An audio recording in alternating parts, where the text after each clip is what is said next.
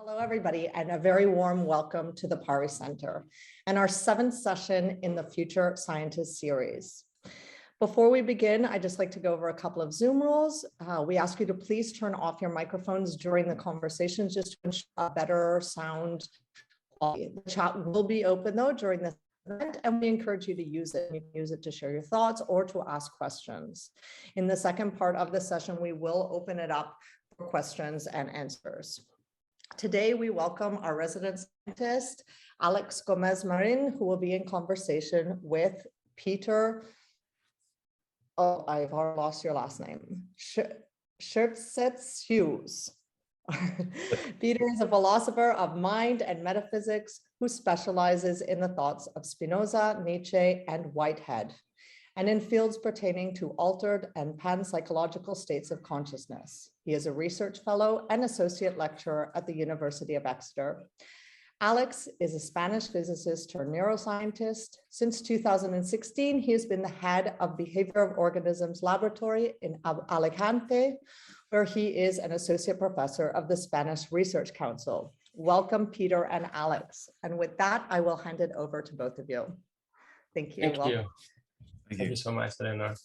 All right, so 7 installments of the Future Scientist, and more than half a year. That's great, and more to come. So today, we're going to talk about another aspect of how the future scientist may look like. And one of my intuitions, which it's not a very clear one, but it's there. It's that the future scientist probably will be some sort of shaman, and so related to that, it's the issue of, well, what do shamans do? And they're able to get into states of mind that we normal people don't do, or don't often do, or hardly ever do. And so for that, I wanted to have somebody to talk to about psychedelics, but it turns out Peter is an expert in psychedelics and also in the philosophy of psychedelics. So since philosophy and psychedelics are, in my mind, they are mind expanders, so I wanted to start here and see how much we can expand our mind during this conversation with what philosophy and psychedelics and philosophy of psychedelics can do for us. So it's really great to have you, Peter, with us. Thank you for accepting our invitation. It's an honor to be here. Thanks for the invitation. So where do you want to begin? With philosophy, with psychedelics, or philosophy of psychedelics? What do you think of the proposition that the future scientist may have some sort of shaman-like role in society? Well, I suppose it depends on what you mean by scientist. So science in English means something very narrow, chemistry, physics, biology, and a few special sciences. Whereas in Wissenschaft in German, for example, it means more. So I mean, I think that future scientist, the concept, if the sort of concept of scientist can expand, then I would hope that it would involve much more on consciousness itself, and that would of course involve altered states of consciousness or expansive forms of consciousness.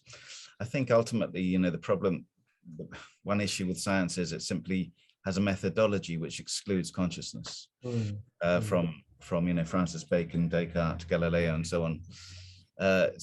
Especially Descartes, and as a result, you get this cul-de-sac called, at the moment, called the hard problem of consciousness, or the explanatory gap, or whatever you call it. But this is a kind of this hard problem of consciousness, I think, is indicative that something's fundamentally wrong with our the modus operandi of science as we know it today.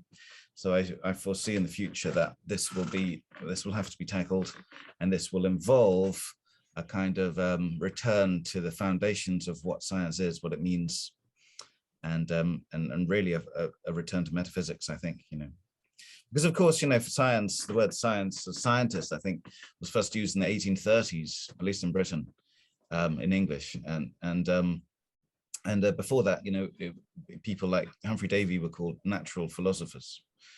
But with that term, of course, you immediately link it to other forms of philosophy, ethics, metaphysics, epistemology, and so on. When it kind of ramified outside of that, I think it became too isolated and unquestioning, lost a bit of self-consciousness, lost a bit of context. I see the future as reconnecting with a broader context. Yes, there's been, in my mind, a kind of suppression of many valuable things, let's say, metaphysics being one of them. For some reason, well, to begin with, scientists seem to pay less and less attention to philosophy, and philosophers themselves seem to be less interested in metaphysics, at least over the last decades. And also, psychedelics was banned. Now it's coming back. So there has been kind of a compression of all these secret tools to explore and expand our minds. But luckily, it seems at the same time that now we're in a time where there's a renaissance of interest, and it's not so taboo anymore. And so are you optimistic in that sense, that after these decades of maybe aggression or being stuck or a kind of a halt, now we may be experiencing kind of a new opening that may recover some intuitions and projects that maybe were stalled or buried at the beginning of the previous century, and now we can just take them with a new energy?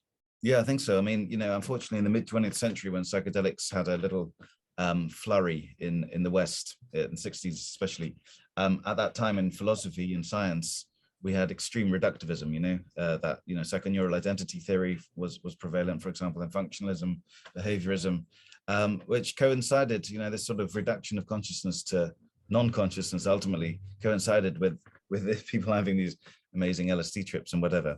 And of course, then that was therefore avoided by the academe. But then, all these theories have, just as time went on, the criticisms of them just grew, and then there was a kind of, and now in the last sort of 2 decades, there's been a kind of understanding that, okay, we, whatever the problem of consciousnness, whatever the resolution to the problem of consciousness, we know it has to be radical, it has to be extreme. So you get like mind theories, you do get, a move away from the kind of a logical empiricism or logical positivism of the 20th century to return to metaphysics to a certain extent. I mean, metaphysics at university now, which I've taught, is pretty dry stuff about identity, causality, modality, and so on. But it's certainly making a comeback. And panpsychism, of course, which I did my PhD on, is becoming popular once again, because it's a kind of return to basic axioms. For example, do we actually need our neurons, for example, actually necessary and sufficient for sentience? This is is a key proposition that can't be proved easily. So I do see in philosophy at least this expansion, 4E, these four, and activism, extended mind, and so on. This is becoming prevalent. Panpsychism is becoming prevalent. The scientists I generally speak with, who are generally doing sort of brain imaging on psychedelics, they're all very, I've never really come across anyone who's too dogmatic with regard to what is known as neuroessentialism, that a brain is necessary and sufficient for consciousness and nothing more. They're pretty open-minded, and when I give talks, especially in Britain, there's a real interest from all young sort of undergrads and young people generally in alternate frameworks to understand reality, like especially Spinozism, because this is not an anti-scientific theory at all. In fact, it's a very rational theory, but it just offers more scope with regard to understanding altered states of consciousness and consciousness generally. So I've had a focus on that. Also, Alfred North Whitehead, Terence McKenna, the great psychonaut, said, if you want to understand psychedelics properly, we need to look at Whitehead's work. But the problem I've had with Whitehead really generally is that it's harder to get people to comprehend quickly, the basics of Whitehead's process philosophy than Spinoza's monism, which is kind of, generally easy to convey the basics. God is nature, mind is matter, and so on and so forth. Determinism. So, but I definitely there seems to be a very strong intellectual shift now occurring, just because everything else hasn't worked out. There's some threads there that I would like to follow, but since let's stay now with this last one, because you're really good at, as I've told you before, at explaining the isms, which can become very tedious. And in this book, Modes of Sentience, the first chapters, you very briefly but very eloquently and clearly navigate through all these isms. So could you let us know, because perhaps some people listening are not so versed in that, at least your favorite philosophers that you were mentioning, Spinoza and Whitehead, and maybe some sort of idea of your own trajectory of it over this kind of thinking, like, because we had this conversation previously, and you're saying, well, you used to be an idealist, but then maybe this evolved into a panpsychist. So there are all these isms. So if you could trace what this entails and how they're in a way superior, or why do you prefer them to physicalism, which is still the dominant position in academia? I think that would help me and the listeners too. Okay, sure. Well, I suppose I'll precursor this by saying that what I generally find from people who haven't really studied philosophy is this false dichotomy. They think either physicalism is the case, otherwise it's dualism. But my sort of my love of isms then probably is just really to say there are many more options than those two. Okay, so my own trajectory. Well, I suppose, as a growing up in England and Sweden, or Britain and Sweden, I should say, because it's Cornwall. There's a kind of default physicalism in all education, really, especially last few decades. What is physicalism is a hard is a controversial. All of these isms are controversial. Physicalism is materialism, more or less, which is the view that at the fundamental level, everything is reducible to matter energy, and mind emerges from that, or mind is identical to that somehow, but the fundamental substance, as it were, of reality is matter, whatever matter is. The problem with that is that we don't really know what matter is. You can talk about all certain properties that we can measure of matter, but as time goes by, we discover new properties of matter, spin, charge, whatever. And then in philosophy, there's something called pessimistic induction, which means that we shouldn't say now we know what matter is, because if you look at the history, how it's changed from Descartes, it's just extension space to what we understand now in quantum physics and so on, particle physics. It would be premature to think we know what matter is. Anyway, so that's physicalism, and as we don't know what the physical is, you get into something called Hempel's dilemma, which I won't go into now. That's physicalism. So I was brought up that way. And then when I studied philosophy as an undergrad, I got into Nietzsche, as many young 20-year-old males do. And this notion of the will to power, which he said was pathos, underlying reality ultimately. And I don't think Nietzsche ever developed this. He was ostensibly against metaphysics and metaphysical systems. However, will to power arguably is a metaphysical principle because it underlies what we understand by physics. And it was a pathos. And then I learned that it was, immediately learned that it was based very much on Schopenhauer's thought. The will to power was based on Schopenhauer's will to live. And Schopenhauer, so I got into Schopenhauer, and Schopenhauer, of course, was a Kantian idealist, pretty much. He altered it in many ways. But by studying Schopenhauer and Kant as well, I realized that there's this other option, not physicalism or dualism. Dualism is that mind and matter are distinct substances. Idealism is a view that the fundamental substance of reality is not matter, but rather is mind. This is from philosophers such as Berkeley, Kant, Schopenhauer, then many others, the British idealists who came later on. And I was quite, very good reasons for believing in this. But then I read Bergson and Whitehead, and with Whitehead especially, there were reasons to doubt. But there were some presuppositions in idealism I hadn't thought of before. So with Whitehead, you get what is known as organic realism, or philosophy of organism, or process philosophy, which is the notion that the perception of something is part and parcel of that something and part of you as well. So there's one ongoing process, which is very similar actually to the extended mind theory of today, but they've lost contact with the past. And so with idealism, it's more that everything's a representation, you represent the noumenal, unknown world out there, but with realism, you become part of the outside world, but there's no real cutoff point between you and what you see, what you perceive anyway. Whitehead gives very good reasons for that. So they have a number of options already. You have physicalism, you have dualism, you have idealism, and then you have this organic realism, not naive realism, something else. And you know, Whitehead is also known, talking about isms then, so Whitehead is also known as someone who believes in panpsychism or pan-experientialism, specifically for Whitehead. Panpsychism, then, which I did my PhD on, is the notion that everything, or minds permeate nature. So minds are not limited to animals or animals with brains. They also exist in plants and fungi, bacteria, and cells. I mean, to molecules and beyond. You know, so everything is mental. But it's not, panpsychism is not necessarily idealism, because idealism, you know, like Kant did consider panpsychism in the first critique, but then ruled it out in the third critique. And the difference really is that idealism is, you know, there's one fundamental mind, you, and you don't know that the rest of nature is ultimately hidden from our understanding, our human understanding. But panpsychism is rather that, you know, generally the Whiteheadian version is you're connected to nature, and the doctrine is that you know that nature has mentality, and you share that mentality in many ways. So there's real nature connectedness.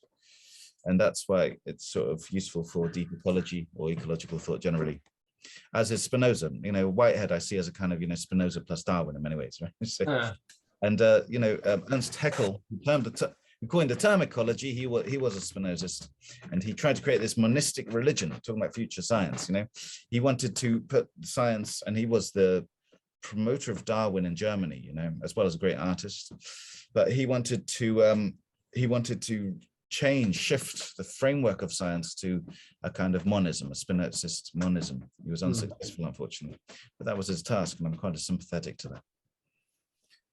Great. So you see there's a wide range of options, not that this is a supermarket and these are ketchup bottles, right? Now, so when neuroscientists study the mind, what they actually study is the brain, then it seems at least most of the theories of consciousness that I know, of course, they draw from the notion of information. And basically it's the brain doing some particular thing upon information, some type of, you know, it's accessible or it's available globally or it's integrated this or that way. And these still, to my mind, have a tendency to be quite physicalist takes on consciousness, but some of them are starting to be panpsychist, or at least have a sense or a smell towards panpsychism.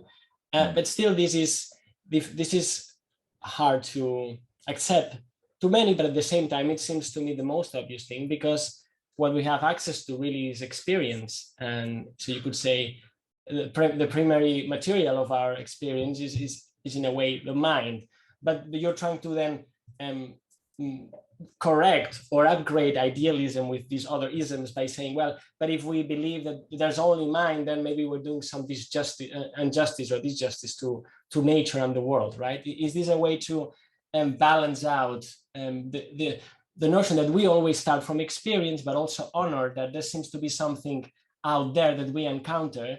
And so whether we want to call it mind as well, or at least other types of minds, and we can talk about these other types of minds, that then becomes the conversation, maybe it becomes more psychedelic, by the way, because it's not just our minds and animal minds, but we could even talk about the minds of plants and even galaxies, right? But just zooming out from neuroscience, what do you think is the most adequate philosophy to study the relationship between the brain and consciousness? Well, I know there are four main theories in cognitive science, which are really sort of cognitive science going into philosophy of mind. You know, you mentioned you know, global workspace and integrated information theory. Of course, integrated information theory, I would be most sympathetic to, because we're like people like, you know, it was formulated by Tononi and Christoph Koch, right? And Koch has admitted he's a panpsychist, so his version of integrated information theory is panpsychological. But I'm not an expert in it, and I know that all of them, there's been a study recently saying all of them have different, you know, definitions of what consciousness is. Can't find the correlates, and they're all problematic in their own ways. So I don't know. I think this is just a young science, and you know, with integrated information theory, if you're going to say it's panpsychism, then, you know, there's a lot to explore on this notion already from, like I say, like Spinoza, Leibniz, and so on, the great thinkers of the past. But, not to denigrate neuroscience at all. I mean, it can be very useful in terms of, helping people and understanding a number of things, a number of diseases and whatnot. And but still, the fundamental question is, this goes back to the explanatory gap. Why is it that, patterns of neurons and glial cells and whatever, why is it that the molecules passing between the synapses and the impulses that they engender and so on, why is that related to sentience? This is the fundamental mystery.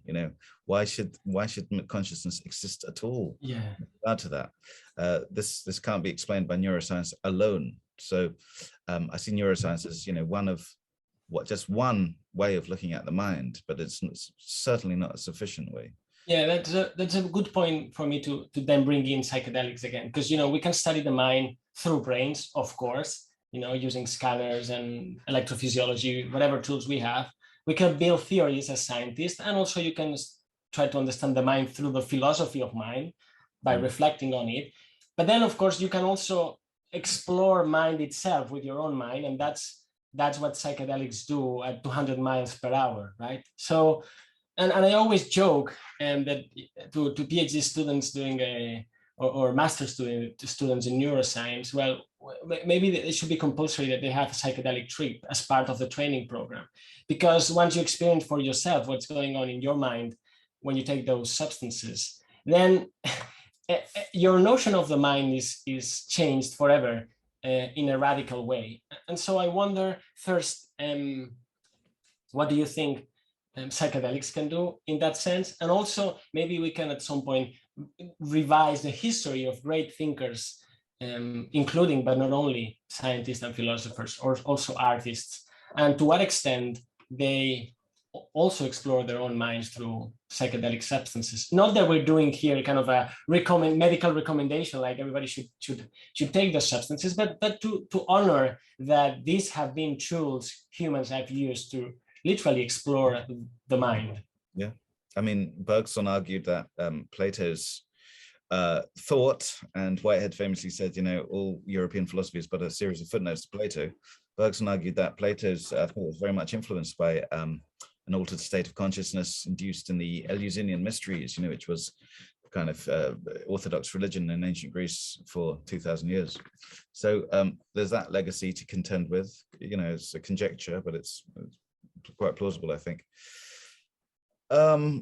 Yeah, I mean, there's this recent study by Timmerman and others, and then later Griffiths did a follow-up study that psychedelics do shift metaphysical beliefs. There's especially a tendency in this study to shift from physicalism to panpsychism. However, their definition of panpsychism could be understood as idealism as well. So it's not an ideal paper, but it is nonetheless indicative of shifts. And you see anecdotal evidence for that, like A.J. Ayer, the great sort of, atheist, whatever, he had a psychedelic-like experience, not from psychedelics, though, from choking on salmon, but nonetheless, it changed his view of the afterlife just in one session like this. So, yeah, first of all, I think that a sort of a substantial psychedelic trip, at the very least, makes one curious about what happened, why one had certain qualia or experiences that have no name and have never been experienced before, cannot be reduced to the phenomenology of our Western 20th and 21st century. There are sort of concepts outside of that. And in philosophy of mind, for example, in certain psychedelic states, such as that induced by 5-MeO-DMT, especially show that intentionality is not a necessary condition for consciousness, as many philosophers of mind believe from Brentano onwards, actually before that. So the first thing is they induce curiosity and they falsify certain conjectured necessary conditions of mind. That's the first thing. But interestingly as well, I would argue that a number of arguments put forward in metaphysics over the years, for example, for timelessness, for the existence of timelessness, that time is actually very much conditioned by consciousness, for very good reasons we can talk about. But this theoretical metaphysics with psychedelics, it seems as if one can gain experiential access to theoretical metaphysics, you know, like, for example, although it sounds paradoxical, the experience of timelessness, which is commonly reported under psychedelics, or at least the distortion of time. So, for example, the specious present moment, the duration of that being extended or fluctuating, and so on, and as well as space.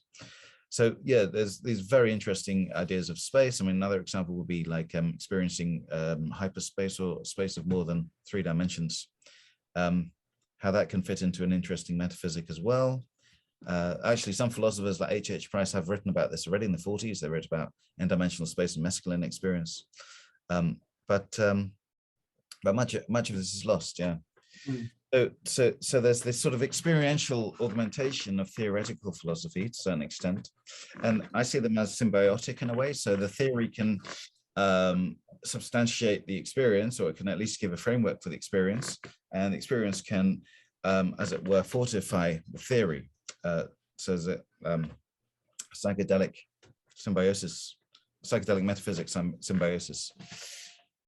Yeah, and also, I mean, you know, with philosophy of mind, there's many other sort of things that psychedelic experience can do. Like, for example, it seems to falsify behaviorism immediately, so you can lie down, not behave at all, yet you're sort of traveling through galaxies or whatever, you know. Mm. So and they enrich life. So there's many ways in which psychedelics can aid our understanding of the mind, you know, phenomenologically, in terms of philosophy of mind. In psychology, they're being used at the moment for therapy. Ketamine for alcohol addiction. I include ketamine as a psychedelic in large enough doses. I work with someone at Exeter. I work with a group in Exeter who are specialists in ketamine. And of course, there's interesting ethical questions as well. You know, this very common experience of nature connectedness, which is amplified in many cases with certain psychedelics. This has ecological ramifications. It sort of changes our view of nature, and this can be again sort of added, you know, from Arnes, Spinoza, and so on. So I see the two as you know, sort of mutually enforcing. Now, one more thing that I think psychedelics can do for brain science, and at some point we'll just stop talking about brain science, is that it can help perhaps tell apart the permissive versus productive and brain function idea, right? Like the idea that the brain is constructing, producing our experiences, or that it's, you know, in some way filtering them. Because when people have psychedelics, and the data is debated because it's technical, it depends on what you're seeing as resting state of the brain and so on, but it seems that what's going on is that the valve is reduced. And so the activity, instead of, you would expect like a wild activity when you're taking psychedelics in your brain, because your experiences are wild. So it's like a naive correlation, more of brain activity is going to give us more of experience, but it turns out that it seems that the activity is actually going down, as if the brain was filtering less. I think this is also very interesting because, I mean, we're not demanding of metaphysics and psychedelics that they test scientific ideas, but since it's so patent that what psychedelics have to do with the mind, and neuroscience wants to know what's going on with the mind and its relationship to the brain, I think that's very interesting. And it's an idea that's more than 100 years old, but perhaps now we can bring it back and discuss, sure, the brain has a function to play in experience and the mind, but the question is, what's the nature of that function? Yeah, I mean, you know, this reducing valve, of course, is, you know, linked to psychedelia with Aldous Huxley and Doors of Perception, where Huxley's using Bergson's thought. And also with regard, yeah, the study, it was David Nutt's study at Imperial College 10 years ago, wasn't it, that showed that he was very surprised to discover that psilocybin, I think it was, the magic mushroom active component, psilocybin caused a reduction in brain activity where you would expect a increase correlated to, as it were, increased phenomenology, but he found the opposite. And David Nutt himself has said that, latest brain imaging has proved Huxley and William James right.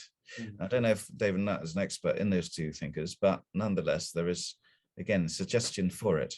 But ultimately, this interesting this thing about the reducing valve. So I see it as a sort of bottom-up or top-down approach. So the bottom-up approach is like, for example, with many forms of panpsychism, is like all organisms have certain forms of consciousness or the levels thereof, and they combine, as it were, to create organisms. So that's going up.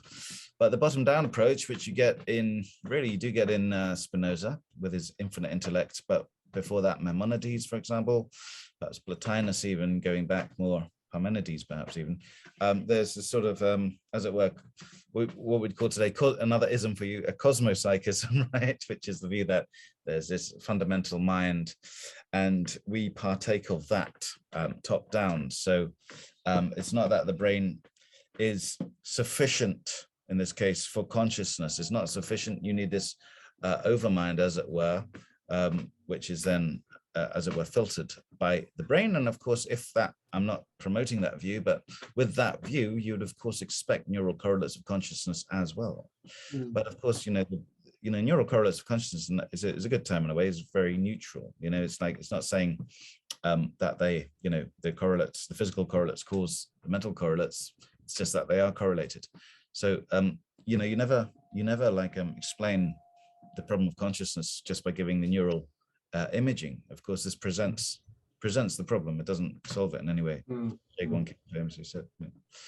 So so it's quite an interesting idea. This sort of overmind. And another great thinker who proposed this view was the founder of psychophysics, Gustav Fechner, who put forward this, as well as writing books on the souls of plants and so on. So yeah, I mean, for a lot of people, this sounds completely crazy. That plants could have minds, or there could be some kind of background cosmic mentality, as it were. Not necessarily pantheism. There's another ism, right? That God is nature and thinks as a whole, but a bit more sort of disparate than that. But with consciousness, all options are still on the table. We haven't. I mean, I remember Gödel, the great logician. He says, we haven't really, although information has increased since 17th century, knowledge or wisdom hasn't. We're not really, with regard to the mind, regardless of the correlates and the increase in neuroscience, the fundamental question still is unresolved. For 300 years, actually for thousands. Well, since the beginning of time, there's just something missing, right? There's some fundamental aspect missing in our whole approach. And I personally take an approach which I think considered to be more logically parsimonious, but I realize it's still insufficient. There's still more to be discovered. I'm curious, when you say something is missing and you say it in this way, it sounds like there is a piece that if we found it, and just turn it around, and the mystery would unlock itself. But you think it's the mind is a mystery in the proper sense of the word, or it's more like an enigma? And what is that thing you feel or you intuit that we are missing? Well, for example, I'll tell you an example of what's missing. So I take a monist approach, really a panpsychological monist approach. I think mind and matter are ultimately the same thing, seen from different perspectives. This is, classical Spinozism. But still, there are issues such as, it's easy to say that, and that explains correlations and so on, and it's more parsimonious than thinking about emergence and so. But still, I'll give you one example, like space, right? So what we understand by matter, let's say a material object has certain spatial configurations. Let's say the neurons in your occipital lobe, or the patination, four-dimensional spatial properties, space and time, so patterns, whatever, events. But they might be correlated to, let's say, the imagination of a triangle, a purple triangle. that, I mean, as William James wrote in this great essay of his called Does Consciousness Exist? Where he argued against Descartes, said, you know, mind is completely non-spatial and body is completely spatial. He said that's totally absurd. Just think about, imagine two objects, in your mind's eye, as it were, one's to the left of the other, one's above or below the other. Triangle's got three sides, has spatial properties. So even with monism, you say, okay, like, brain activity and imagination are identical. This question still remains, well, why, how can the same thing have disparate spatial properties?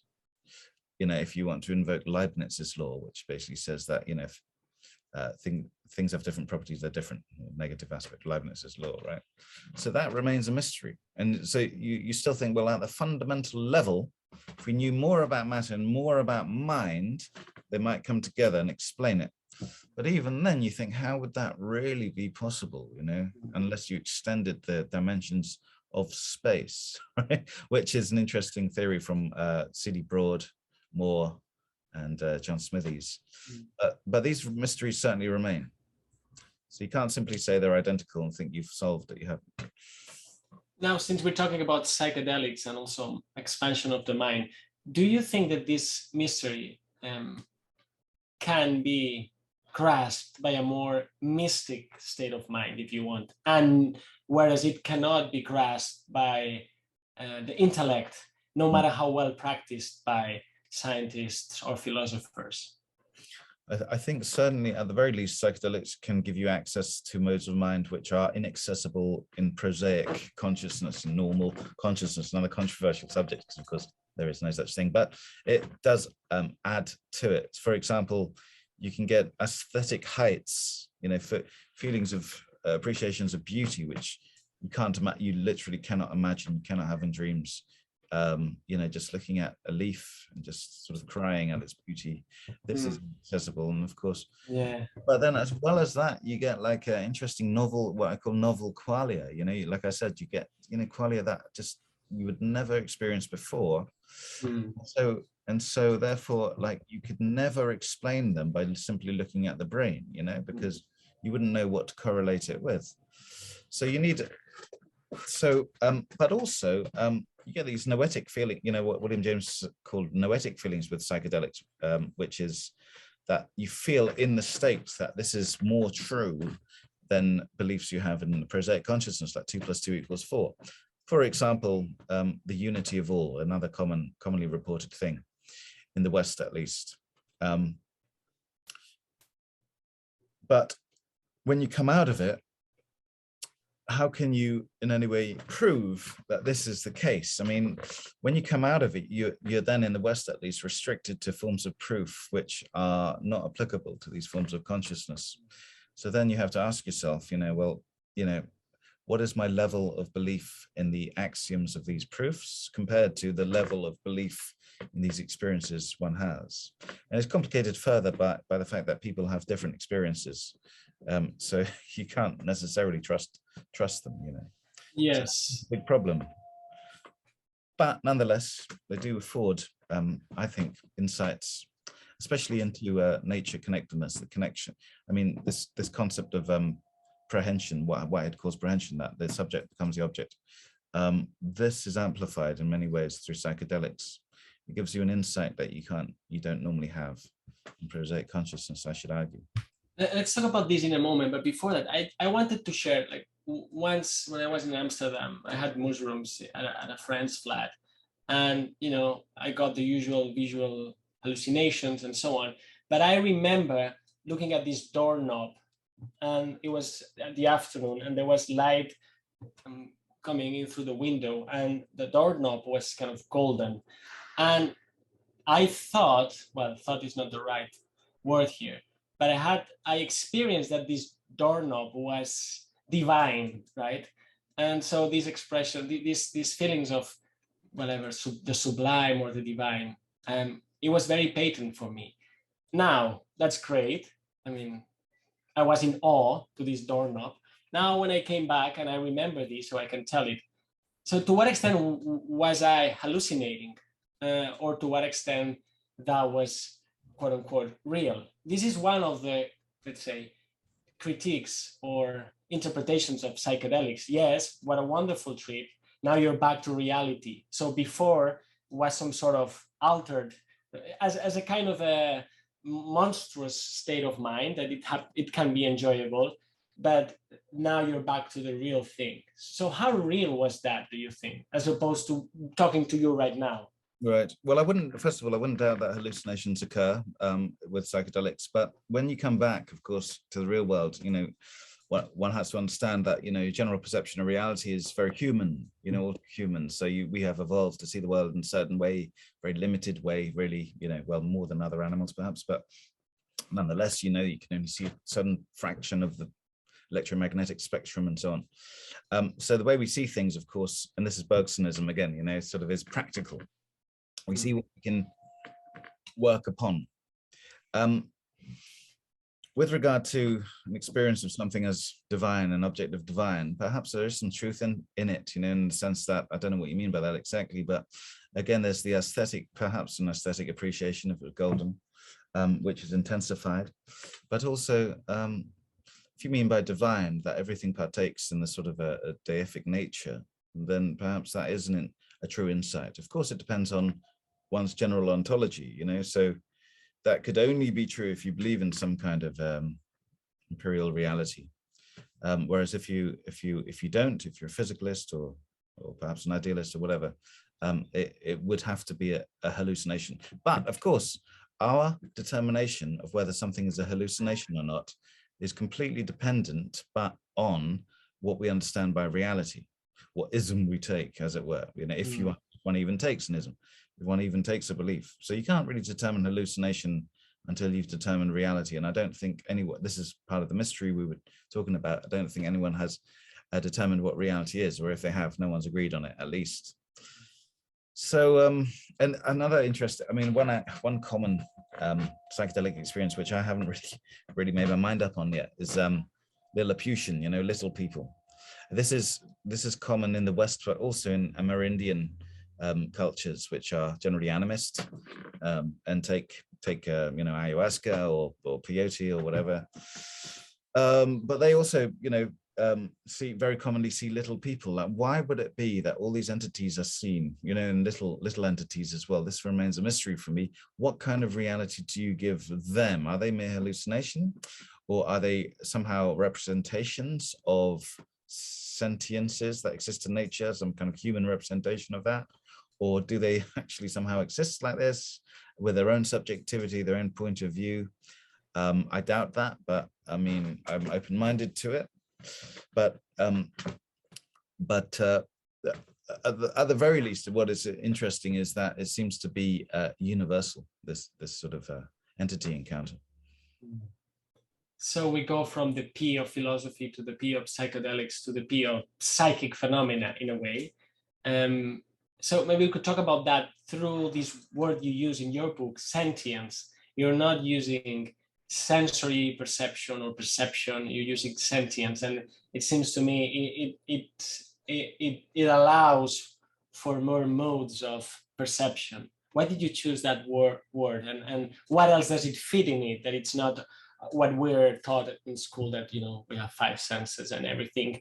We apprehension, back to Whitehead, comes through little impacts of, you know, of electromagnetic waves or whatever the model is in the book. Well, I mean, I like the word sentience. I don't, the word consciousness, right, just means too many things, and it's better, and I think it's too restricted, because in English, at least, if you say you're conscious of something, it means you're focused on it, right? I'm conscious of you now, but I'm not conscious of the curtain in front of me, for example, right? But although it's in my phenomenal consciousness, as we say, it's in my general periphery of vision.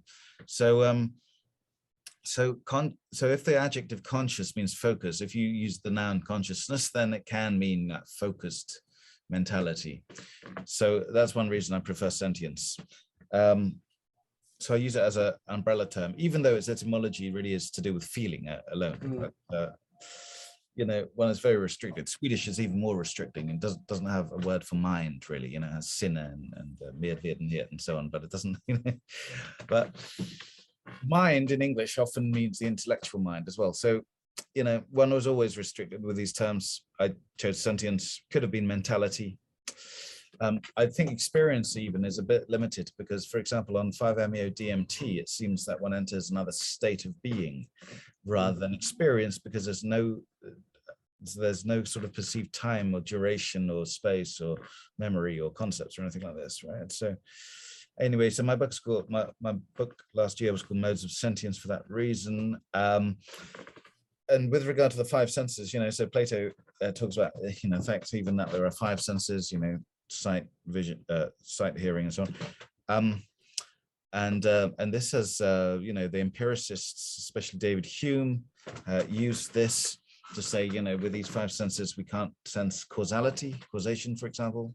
You know, the problem of causality, all these big, which became a big problem in philosophy, and it led to Kant's idealism to a certain extent, because he said, okay, yeah, we can't perceive causality directly, therefore we have to assume causality a priori. We project causality upon the world.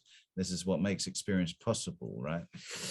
But the great thing about one of Whitehead's, probably the greatest Whiteheadian concept, notion, is this idea of prehension. Then he sort of borrowed from Bergson, perhaps William James a little bit when we talk about pulses of experience and others, but prehension is this notion that there are the five senses that we always speak about are, you know, do exist, of course, but they're only the sort of, as it were, crown of our perceptual abilities. There are other forms of perception more primitive. And another way he expresses this is by the term perception in the mode of causal efficacy. So, for example, when you look at the sun, I mean, briefly, not only the part, you know, the rays from the sun are part of the sun. This is part of his process philosophy. You can't distinguish the object, the sun, and it has properties of rays. You know, the rays of the sun are part of the sun. Those rays hit your eyes and cause another process in your body. And that's all part and parcel of one big process. So for Whitehead, it's not that, you know, the sun's rays come in the eye and then like gets through the optic nerve to the back of the brain, where it's then somehow magically emerges a representation of the sun, which is a kind of stop in the causal process. It's rather that the sun then enters the process that is the sun, enters the process that is your organism. And the sun becomes part of you, as it were, and all of this process is in itself has itself a mentality, because our notion of matter, another great thing from Whitehead, our notion of matter, he argues, is an abstraction, by which he means that we only know certain, like we said right at the beginning, you know, we only know certain properties of matter, but we don't know all of them. And for Whitehead, you know, if we were to know all of them, mentality would be an aspect of matter. That's his monism, really, which is influenced by Spinoza a bit. So there's this, but then the interesting thing is that this form of perception is, he calls it causal efficacy, because it is the, as it were, the motion of the sun entering you. And so the perception is causality, you know. So you do, contra Hume, you do actually perceive causality. In fact, all of perception is causality. So as a result, it makes Kant's proposed solution to Hume's problem of causality superfluous, irrelevant, you know, redundant. That's the beauty of it. But it also shows it's also not an idealism, but a realism. So like, you know, you really do see things. Of course, we have our subjective human way of looking at things, but nonetheless, that's still real. And other organisms will also have their subjective interpretation of things. For example, bats, through echolocation, may perceive the world in a very different way. But that would be real as well. I mean, it's not a representation of something that is real, like a noumenal reality. It is reality in itself. It's just a kind of what you could say multiplicity of perception, you know, perceptive plurality or something like this. I almost created a new ism there, so I have to be careful. So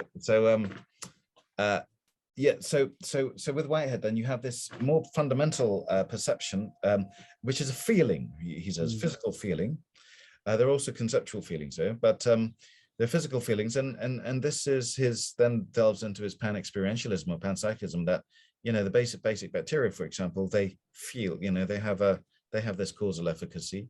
They feel their environment and react to it as well.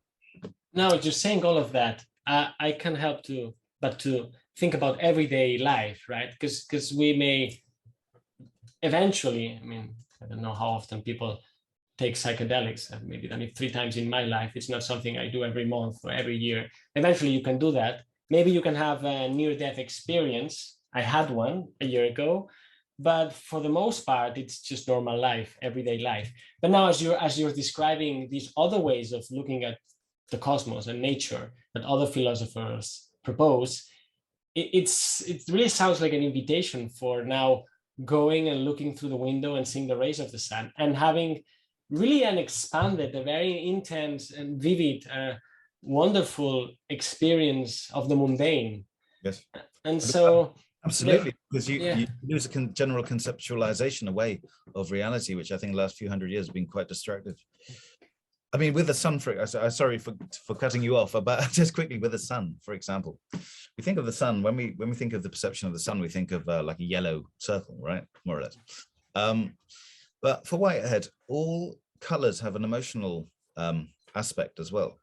And that's perhaps why it sort of begins to explain aesthetic appreciation and favorite colors and so on. So when you think about like appreciating the sun, can be destructive as well, of course, but there's a kind of emotional, that causality. It's not just it's not just the color yellow.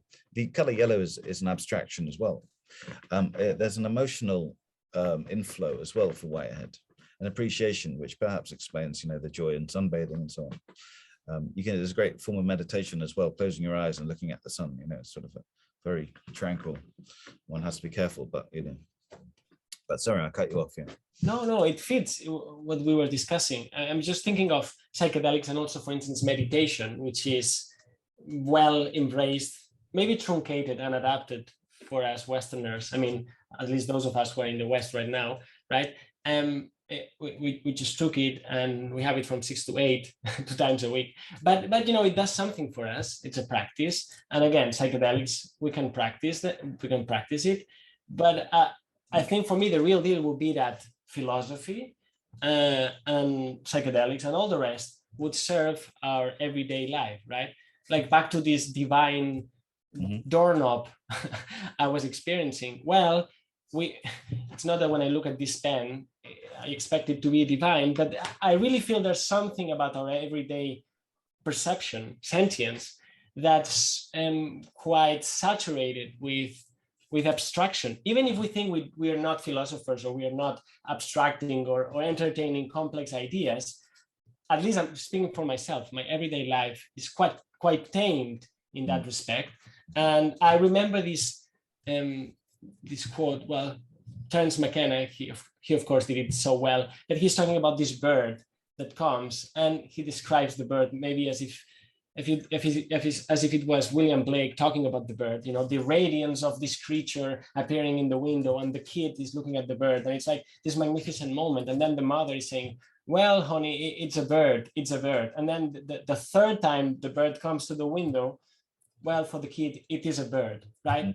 And something is lost there. So maybe in a way of wrapping up, I think what, again, philosophy of mind and psychedelics and so on can do for us is not just offer these, you know, really short moments of insight, but maybe help us go back to a everyday mode of being where we can perceive the world differently. And if it can contribute a little bit to this, I think it would be huge success and not only a good thing, but something we badly need given our state in the world right now. Yeah, I think it's in a way a kind of cleaning system. It sort of makes us understand how our perception of reality is very abstract. I mean, there are then perceptual abstractions. We only see part of reality, and then there's conceptual abstractions as well. You know, we just categorize things away and don't appreciate them.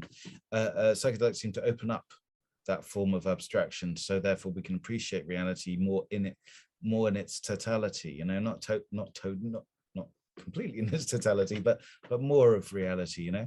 And I think that also has ethical implications in the fact that one appreciates nature better, one's surroundings better, and sort of therefore thinks that, you know, there's intrinsic value within nature and not just instrumental value to humans, which has obvious logical ramifications. So yeah, I mean, I think that psychedelics certainly can add to the richness of reality. Absolutely. Now, in closing, do you want to say something about the new book? It's coming out tomorrow? Yep. Yeah. Well, I happen to have it right here. Yeah. So this is coming out tomorrow. It's been in the making for 2 years, really. It's Philosophy and Psychedelics, Frameworks for Exceptional Experience, 15, edited by me, Professor Christine Hauskeller, and myself, published with Bloomsbury. And this painting of spaces by my father, luckily, so I got no copyright issues. It's got 15 chapters on various aspects of psychedelics and philosophy, from ethics, politics, you know, Marxism, critical theory. But my particular chapter 13 is on Spinozism and the psychedelic amor Dei intellectualis, is Spinoza's term. A lot on Whitehead in there, from John Buchanan, Matthew Siegel, Michel Weber. And things on gratitude. Well, you know, just I'll give you the link later. But yeah, it comes out tomorrow. It is at the moment at an academic price, £80. However, I have a 35% discount code on my Twitter. You can have a look. And this is catch-220 situation whereby the publisher says the more people who buy the hardback, the faster the cheaper paperback will come out. So if you want to buy it more cheaply, you have to buy the expensive one, you know. So that's the way it is. Yeah, but that comes out tomorrow. And what does it say? What does it offer about the future scientist, the future philosopher? It's coming tomorrow. It's in the future, but what can we learn from it about, or at least even if it's not explicitly there, what can you say about where you think philosophy and psychedelics are going in the next years? And we don't try to do prophecy here, or future guessing, but it's more like maybe where would you want it to go? Well, it enriches phenomenology for a start. The last chapter is about seeing the logical axioms of Western thought as transposed by psychedelics from Michel Weber. It allows, with the more sort of Whiteheadian chapters, it allows for a greater appreciation of reality, as we were talking about to some extent. But also like how we should frame psychedelics, you know, not merely as recreational or criminal, or even consciousness, but as in terms of, you know, ethics and political revolutionizers and so on and so forth. So what that book does, you know, it's called Frameworks for Exceptional Experience. It just sort of expands psychedelics from its stereotypes into legitimate academic concerns that have, you know, legitimate global repercussions. That's actually beautiful, and maybe a good way to stop. The idea that psychedelics can be used for many things, and everybody, they just can do whatever they want, but you can use it to evade yourself from reality, or as a tool to be more present in it while you're in the experience, and also when you come back from the trip. Right. Yeah, quite right. Very good. Thank you, Peter. So maybe we open up for questions and comments if there are. Thank you so much for the conversation. Thank you. It's been great. Thank you, Peter. Thank you, Alex. Now we can open it up to the rest of the group. If you would like to come in, you can use the raise your hand button that you can find down in reactions. Otherwise, you can just physically raise your hand, and if I spot you, I will call on you. Pod, please come in, join the conversation. Good morning from this side of the world. I'm here with my son, but to the question Alex raised earlier about, you know, what degree of understanding can one come to via intellectual inquiry as opposed to having an experiential thing. Prior to COVID, I was giving talks on psychedelics to general audiences, and it was fascinating. What came out of that was that those that had some previous experience, you know, whatever depth it was a very different understanding of the capacity and the utility of psychedelics than those that were just trying to intellectualize them, even though they might have read about them or interested in them. But there is definitely a dividing or demarcation line between those that have wandered aboard and those that are maybe looking at it afar from via stigma, resistant to doing so, or even just, you know, intellectualizing. But there's definitely a gap between those that have and have not. Yeah, well, there is this divide, but I think that you know, the integration of both. I mean, not just philosophy and metaphysics, of course, but as we said, you know, like psychedelics have so many purposes, so many ramifications. I mean, just list a few again. You know, so therapy is the predominant paradigm today. I think Michael Pollan's just got a new Netflix show about it now, you know, it came out today. Therapy, creativity, you know, we didn't discuss at all, but that's another big thing. Revolution, political revolution, the 60s, at least, you know, there's a chapter in that book about it. Demonization, neurocognitive enhancement, phenomenological enhancement. Interesting thing, I had this great anthropologist of ayahuasca here a few days ago, Luis Eduardo Luna, and he was saying that one of the reasons that Amerindian shamans would take ayahuasca is to become better fighters, you know, better at battle. And of course, there were Amerindian war gods. There's a whole other aspect that is lost in the West, you know, interestingly. So one can come to them. I don't know if this is really answering your comment, but I think one can come at these things from very different angles. And my personal concern is that I think it would help a lot people who took psychedelics to have a, you know, like a little understanding of metaphysics, right? Because especially for integration, I think, right? This is an argument I'm going to formally make soon, but you know, there's a lot of stuff on psychological, psychedelic integration after the event. You know, how do you integrate it into your life? And I think, you know, just presenting a menu of basic metaphysical options, some of which we discussed just now, will help people sort of say, okay, so I had this kind of timeless experience of connection to nature. You know, this fits in with this particular philosophy or something like this philosophy, and therefore is not completely hallucinatory, you know?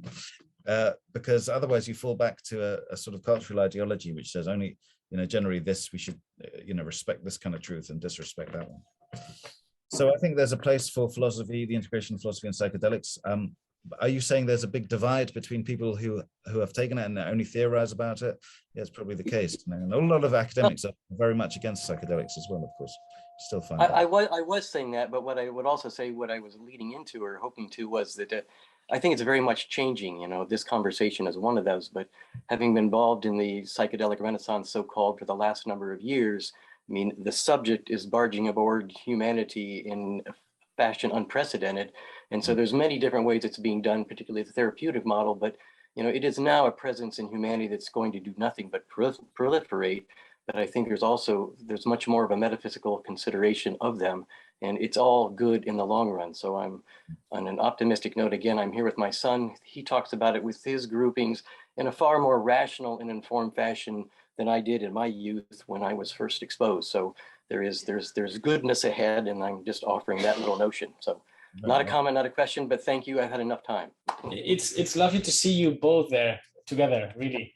To me, psychedelics, broadly speaking, is an opportunity to make this step into the unknown, because you really have no idea what's going to happen, regardless if they tell you. And it can, you know, it can be overwhelming, it can be great, but you have no idea. Plus, you need to let go of control. I think, at least that's my experience, if you try to control what's going on, it's gonna get worse. So in a way, first of all, you need to be willing to go into the unknown. So that can only be good. And second, once you're in it, I think you need to practice this more, and we've discussed this usually at the questions in previous installments. You need to practice this more feminine, when I say feminine, I don't mean female, but I mean feminine skills like receptivity and so on. So it's not like here I'm in charge, but I'm more like I'm kind of a midwife here between whatever's going on and myself. Everybody can try to describe their own feeling, but in any case, and so if you've gone through that, now when you come back, well, you've expanded some part of your understanding and your being. And yes, it's strange to talk about psychedelics with people who have not experienced it, because it's like talking about the flavor of an apple, or what it is to you know, be in love with people who have never felt that, right? So I think I see what you mean, and we can speculate greatly about it, but ultimately I think one must dive into it, and that's an action one has to take.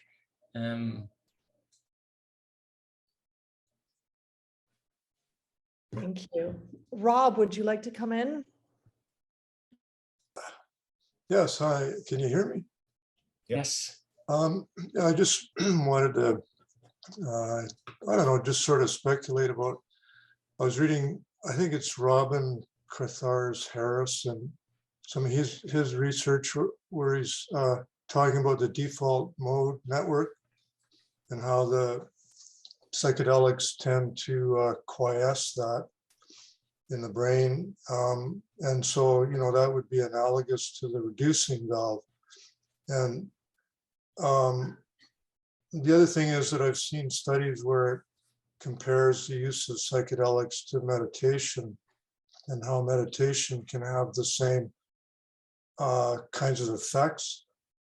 I'm just adding to, Pam had put in a comment and about that, about meditation. And so, I don't know, I'm just sort of musing about it because there's probably a fair number of people that are kind of scared of these things, really, you know, because they would see it as too far out or whatever to take these substances. Personally, I like to experiment a bit myself, so I'm sort of both. I like to, I have a regular sitting that I do, and then I am fooling around with microdosing psilocybin and finding it very interesting. So I don't know really what I'm saying, what I'm asking. I'm not really asking anything. I'm just sort of commenting, but I find it fascinating the connection between the reducing valve and the default mode network. It seems to be pretty solid. So that's really it. Well, since you mentioned it, you mentioned a couple of things that helped me bring back some maybe topics that we could discuss a bit more briefly. So thinking about plants, I mean, we can talk about psychedelics with different words, and they invoke completely different notions of it, right? We can say they are drugs, or we can say they are substances, or we can say it's an intoxication, right? Or we can say hallucinations and so on. And this immediately shapes what we expect they'll do in us. And I think getting the wording right, it's important here. Because, well, everything in a way is a drug, like having coffee or not having it. I mean, you don't want to know what happens to me when I don't have coffee, right? And so in a way, many of the things we eat sustain and maybe control us. So in talking about modes of sentience, plants actually, we think we're in control of the planet, but plants are in control of the animals and including us. So right. I like to turn around and now see the psychedelics that plants produce and see plants in this new way where they're again kind of, well, what, divine, or in a way more of a protagonist. Another way to ask it is, regardless of whether we eat psychedelics or not, what relationship do we have with the vegetable, with the plants, right, of the planet? We see them as what, trees that populate our streets every 2 meters, or places we go on the weekend to have a walk, or do we really appreciate that there's something quite mysterious about what they do to our minds and all the minds of the other creatures in the planet? So it's like a node to the plant, what I'm saying here. Yeah, exactly. Right. Also, I mean, just the footnote to that, there's a new book by Monica Galliano, I think she's called Thus Spoke the Plant, about the latest sort of evidence of how plants communicate with each other and with us. You know, I recommend it. I've only read the first chapter there. But Rob, I'll just quickly say about the restructuring of priors. That is a theory in certain psychedelic circles. It's interesting that this predictive processing model is very much based on Kant's idealism, funnily enough. There's some articles about that even. and what are known as priors, fundamental axiological beliefs that are shifted, like conjectures they're shifted in psychedelics, is pretty much like saying that Kant's categories and intuitions of thought are restructured, and two of the fundamental ones are space and time. So Chris Leatherby, in his book, he's talking about how psychedelics can change or alter, at least shift these categories that are the conditions for experience, and thus make us see reality, not necessarily in a false way, because the theory believes in a controlled hallucination, that everything we see is a controlled hallucination. This, though, is Kantian. And like I said, Whitehead's solution to Hume's problem of causality makes Kant's proposed solution redundant. So I'm very much against this view that everything we see is a controlled hallucination. I think it's very dangerous. In fact, it completely alienates us from the outside world and makes you think that you're like a brain in a vat that's representing the world around you and has no ultimate contact, which I think has deleterious effects. However, there's interesting things about it, and I'm not an expert in that neurocognitive theory, so I shall say no more. Yeah. Another of the aspects that Rob alluded to when you were mentioning meditation, right? The idea of how to induce the psychedelic experience. I mean, psychedelics means mind revealing in a way, right, Peter? That's the etymology of the word. So basically, well, it shows mind or your mind or an aspect of the mind. But it's interesting to know that you can, again, practice this and just have it happen endogenously with constancy and habit and effort through meditation, or sometimes through very apparently trivial exercises. Like one that I practice to stop being with my phone all the time is when I take the elevator, I look myself as a mirror and I look myself in the mirror. And if you look yourself in the mirror for more than 10 seconds at the eye, it's very strange. And this is literally psychedelic because, I'm in front of myself looking at myself. So it's not all about the super trip with very weird substances. I think we can be psychedelic throughout the day, and then it becomes like a very nice revolution we can all take part of. Even if we don't feel like we want to actually, have psychedelic substances, we can practice a psychedelic every day, and I hope it has consequences. And another method related to meditation is breathwork. There are developed forms of breathing from Stan Grof, especially holotropic breathwork, or Grofian breathwork it's called now, which induces psychedelic-like experiences. But there's not one psychedelic experiences, there's a vast variety.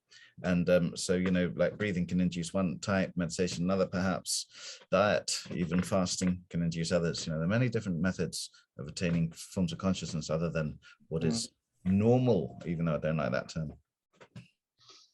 Yeah, well, certainly, whatever, I don't know, I guess if you follow the notion that somehow we're all connected, like human consciousness is actually one, then everything that all of us are doing is affecting all of the rest of us. So hopefully by this process of, quiescing the default mode network and opening up to larger,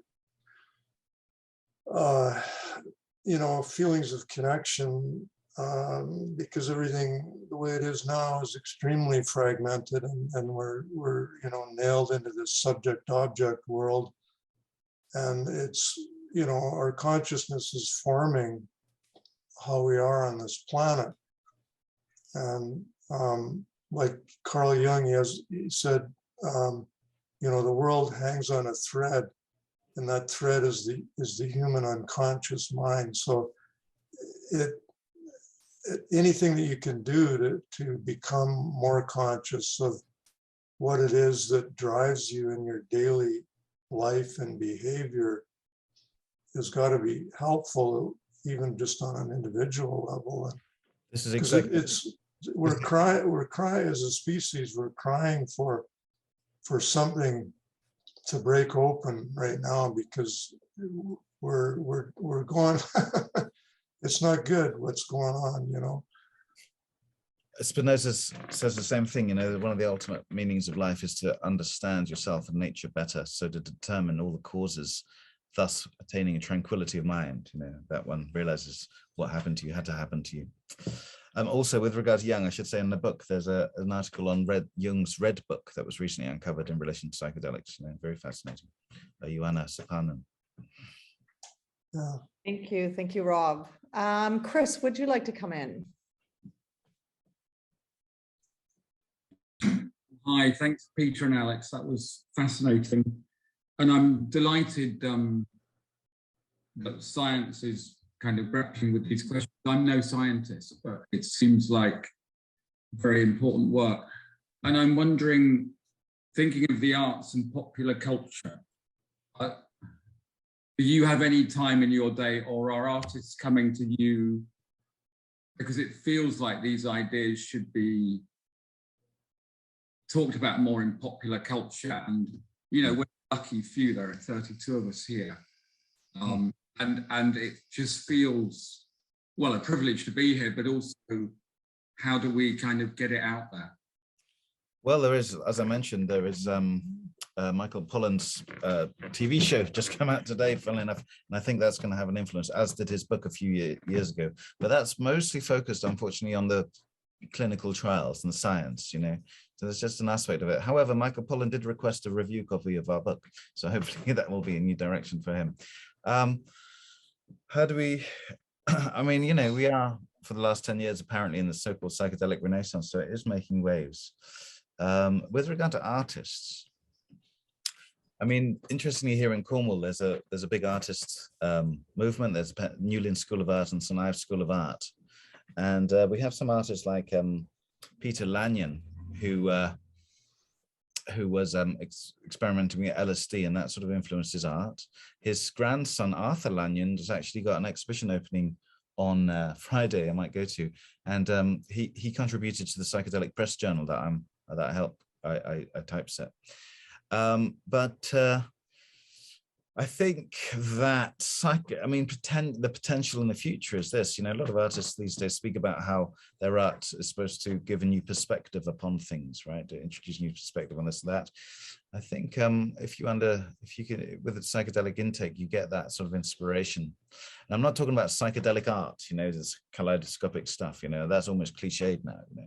I'm talking about completely new perspectives on reality that are surely inspiring for many artists. I mean, I remember when I took my first psilocybin, had my first psilocybin experience, my appreciation, even though I've always appreciated art, you know, my father and mother, oil painters, it just sort of, you know, expanded tenfold. You know, the same painting was suddenly far more beautiful. A leaf, likewise, like I said. So, you know, on many levels, I mean, it certainly induces creativity. It makes one realize how the sense of beauty can be increased tenfold. And this is a very important thing. At the same time, it gives you very new perspectives on reality, which can be inspiring. So, and of course, you know, psychedelics have been very inspiring on artists, filmmakers, and whatever, musicians through the years. But now with this new renaissance, I don't think, the impact on the art world hasn't been actually as a good point. You know, I haven't really thought of that. You know, hasn't really started to my knowledge. But not to say it won't. Like the previous person said, one of the previous bit, you know, like it could be, Todd, could be that psychedelics now gain a foothold in society, and we will not suppress them this time as we did last time. We'll use them a bit more reasonably, see them more in an academic light, as they were seen before the 60s, by the way, by philosophers, and sort of just try to integrate them a bit more cleverly into society, and thus enrich society, enrich life, individual's life, I think. And art is certainly part of that. Some people say, you know, like, often with psychedelics, you know, William James said they're ineffable. You can't express them in words. Other people have said, you know, but music, you know, closer to that, you know, as a sort of, you know, it's kind of like direct emotional expression that perhaps gets closer to the phenomenon. But even that is different from the phenomenon itself. It's still, music would be a representation of it. But yeah, much potential in the art world for this. And it probably takes time. So one of the reasons why I contacted Peter is because I realized actually by doing these conversations that often both people that were asking questions, but also the people I was bringing in had psychedelics many years ago. And well, there was a strange correlation there. Like all these kind of elder geniuses had their minds open when they were 20.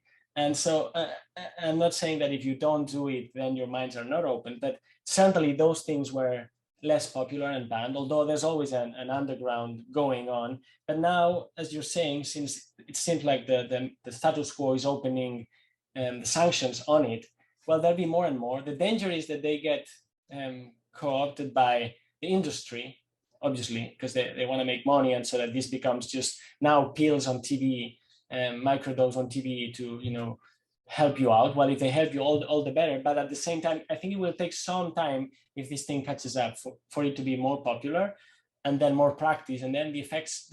I mean, there's some inertia. I think the effects will take some years to be seen, because then people start opening their minds, thinking things differently, and then proposing ideas. It's like, in a way, if you have a garden, right? The moment you plant the seed, well, you still need to wait a few months until you can see the fruits of it. But probably the thing is already ongoing. That's for psychedelics, as we've been talking about. But another thing I wasn't expecting to be repeating or think during this conversation, and that's what I like to have the conversations, because maybe new ideas come, is that I realized that I'm trying to have all these, again, these everyday life psychedelic moments. So another thing I'm trying to do recently is when I go to bed, I fall asleep very quickly. Maybe that's a superpower to some people that, you know, take a long time. So I'm trying to fall asleep less quickly, and there's a state in that between being awake and asleep where I can experience different states of mind, and it's, you know, it just goes away very quickly, and in a way I cannot make a lot of business out of it. But just going to bed, and what I mean is that just going to bed can be psychedelic. Just fasting a little bit in the morning can be a little bit psychedelic, and so on. So we can inject all of these moments, I think, in our daily habits. Because look, I cannot afford now anymore to go 4 days on a retreat and just have ayahuasca and be laying down on the ground for 8 hours. I have a family, so how do I do it? Well, I can wait until I'm 60, maybe, but in the meantime, I can do other things. So that's what I'm doing. I mean, on the cusp of sleep, of course, hypnagogia often occurs for, like, I think, half of people, and that's very similar to psychedelic experiences in many ways. But unlike dreams, not narrative, like dreams often are. So yeah, there's a lot of experimentation to be had on that, and those liminal moments. Absolutely. Yeah, like the edges of mind, right? Like there's a normal mind for our daily functioning, but then there are all these edges that one can just step on them for a little bit.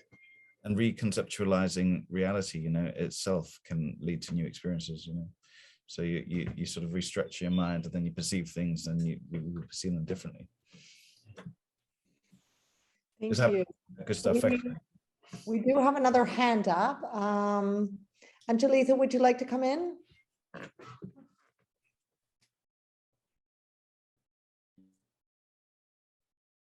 Thank you for this wonderful series. I've been able to assist in this hopeful expansion of the future scientists. And psychedelics, I think, might be a bridge, might be a little bit of an open door to what, from the indigenous perspective, which is what I embody and is my history, psychedelics is not just about the active ingredient. 20 years ago, I was sitting with Swiss pharmaceutical representatives, chemists and such, and we were talking about this. Why are the active ingredients being distilled from the whole product?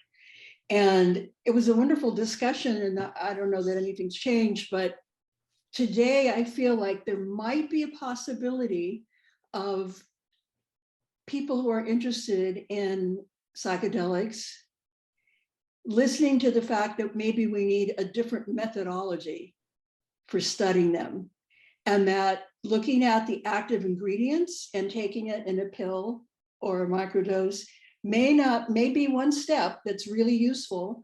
And Alex, you talk about daily how you're incorporating what you've learned from it. But actually we know and have known forever that the psychedelic plants are our allies, are our friends, and they have within them LD50s, which will make people vomit when they're taking too much. And they have within the whole plant substances that would counteract some of the adverse effects. And so the entire plant as a whole is much more powerful in extracting chemical active ingredients. And I would also add to this, as somebody who has used what you would call psychedelics since I was a child. It's part of our family. It's part of our way of life. It's part of our community. We may offer to you that the active ingredient is the community around you in ceremony when you are taking the psychedelic. And so this idea of active ingredient, I offer to you from my perspective as a native scientist and someone who grew up with other ways of seeing. And I've had teachers, and sometimes when I talk about, when people say, oh, you're a shaman, and I say, what is that? I have no idea what that is. And when I describe some of the training I have, they said, oh, that's just like a PhD. You had to pass orals. You had to, it's like being a shaman or whatever we're calling this is a way of life and is as rigorous in discipline and self-discipline as any scientific education, in the colonial words, that I've experienced. And so I just wanted to say thank you, because you're giving me hope that maybe our two worlds, the new world over here and the European world, we may have something to talk about. And of course, also just ending by saying language itself is colonial. A lot of what you're sharing today is, you can use the word sentient, or you can use the word meditative or other words, but it's experience. It comes from the realm of wisdom. And I personally am starting to be interested in looking at what wisdom is and how we can come together in wisdom traditions and wisdom societies. So thank you so much. And I hope I've added just a little bit of a question. Let's look at what we're calling an active ingredient, and let's change our methodology for looking at psychedelics. Yeah. Well, listen, thanks very much for that. I very much appreciate it. And actually, we have been trying to integrate American or indigenous American perspectives, and this is why we've been working with this guy, this Brazilian Luis Eduardo Luna. And especially my personal interest is in animism, the animism that you often find in the Americas, and relate that to the Western panpsychism, because there's of ingredients. Yeah, very interesting case. I mean, even here in Cornwall, the native species, psychedelic species here is the liberty cap, the sort of little mushroom, a bit like the Mexicana, psilocybin mexicana.